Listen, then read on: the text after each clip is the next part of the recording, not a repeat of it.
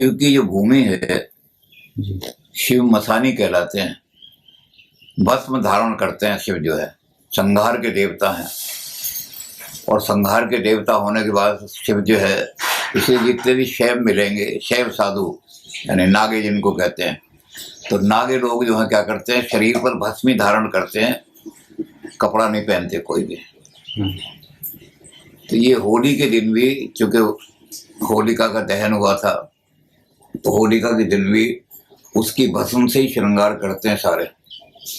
General आदमी नहीं करते, सारे साधु जो हैं वही मनाते हैं। ये जो होली होती है काशी की, चूंकि शिव की भूमि है, शिव वहां मसान में नग्न रूप में ना, क्योंकि शिव दिगंबर हैं।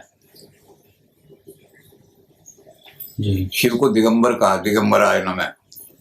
और दिगंबर होने के कारण से केवल वो भस्मी धारण करते हैं, भस्म भी चिता की धारण करते हैं। भगवान शंकर जो है चिता की भस्मी धारण करके अपना श्रृंगार करते हैं। अच्छा। तो उनकी जो होली होती है, भगवान शंकर की जो होली होती है, वो भस्म से ही होती है, सारी की सारी भस्मी धारणा की जाती है। और भस्म, चूंकि शिव की नगरी काशी को माना जाता है, इसलिए काशी का जो शमशान है बहुत बड़ा, उस शमशान से ही सारे अपने शरीर पर भस्म धारण करते हैं। जैसे यहाँ पंजाब और हरियाणा में नया सिस्टम बना दिया ना, फूलों की होली खेलो। यहाँ रंग से होली नहीं खेलते, यहाँ जितने भी हो फूलों की होली। अमुक स्कूल में फूलों की होली खेली गई, अमुक जगह फूलों की होली खेली गई। किसी शास्त्र में वर्णन नहीं है फूलों की होली का। अच्छा। लेकिन वो नया जमाना आ गया था, रंग डालने से हमारे कपड़े खराब हो जाएंगे, बढ़िया कपड़े हैं हमारे, तो इसलिए अब वृंदावन में 15 दिन पहले रंग उड़ना शुरू हो जाता है। यानी होली की दोज को, फागन की दोज लगते ही 15 दिन पहले अबीर और गुलाल रंग उड़ाना शुरू कर देते हैं शहर। तो होली का जो रंग है वो अलग अलग तरीके से है। तो काशी की होली जो है वो शमशान की होली इसलिए है कि शिव जी शमशान की भस्म धारण करते हैं। शिव जी का और कोई वो नहीं है, भगवान शंकर, उनका रूप ही है भगवान शंकर का, दिगंबर रूप, दिगंबर आयन में। और मसान की भूमि, उनका श्रृंगार भी जब किया था विवाह के समय, तो उन्होंने इसी तरह किया था, बाल व्याल दिगंबर हतारा।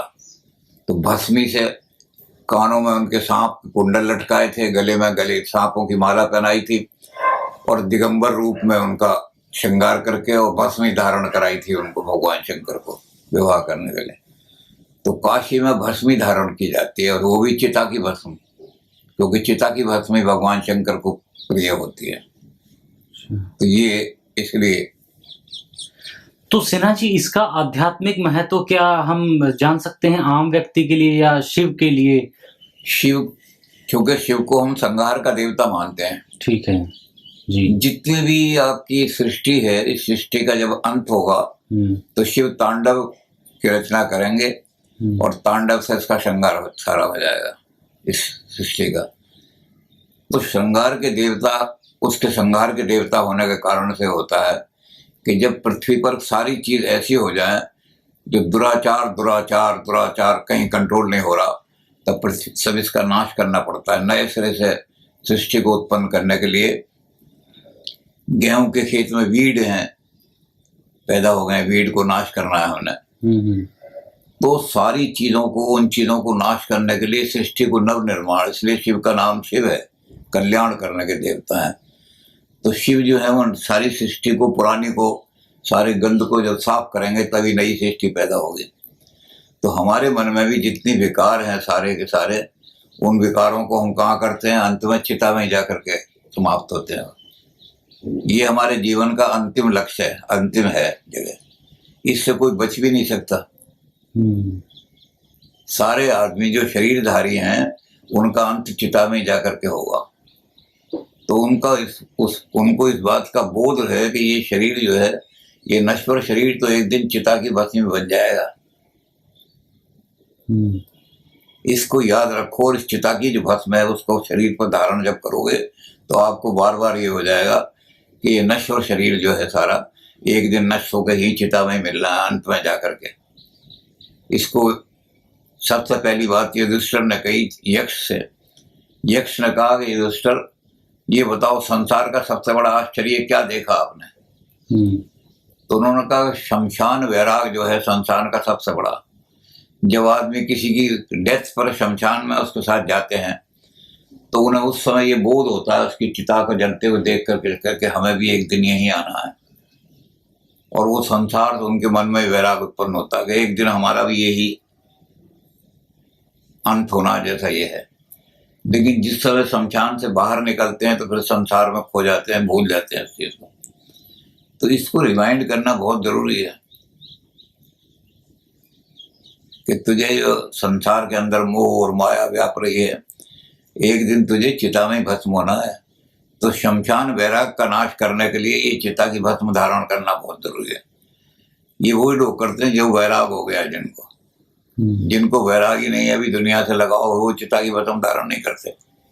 केवल नागा लोग जो हैं शिव के अनुयायी वही धारण करते हैं, क्योंकि ये विरक्त का लक्षण है शमशान वैराग।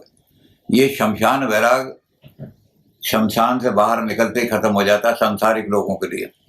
लेकिन जो दिगंबर नागे हैं वो इस वैराग को हमेशा अपने जीवन में धारण करने के लिए उनको वैराग ही रहता है, वो हमेशा विरक्त रहते हैं। तो विरक्त लोग ही भस्म धारण करते हैं, दूसरे धारण नहीं करते। तो विरक्त लोग ही होली मनाते हैं, बाकी तो वहां भी रंग से ही होली होती है। दूसरे लोग तो जीवन के रंग में रंगे हुए हैं और वैराग वाले लोग नीरस हो जाते हैं, कोई रंग नहीं जीवन में। जीवन बिल्कुल निरंग ये शरीर भी सारा जो है इस पर कुछ नहीं है, एक भी कपड़ा धारण नहीं करते। तो अध्यात्म की दृष्टि से ये अध्यात्म का अंतिम लक्ष्य है। लेकिन ये वो लोग मनाते हैं जो वाकई वैरागी हैं। दूसरे लोग जो वैरागी नहीं है वो घर में अगर चिता लगा रहे हैं तो पाखंडी कहलाएंगे वो। पहले वैराग तो लाओ अपने जीवन में, चिता की ओर बढ़ो तो सही।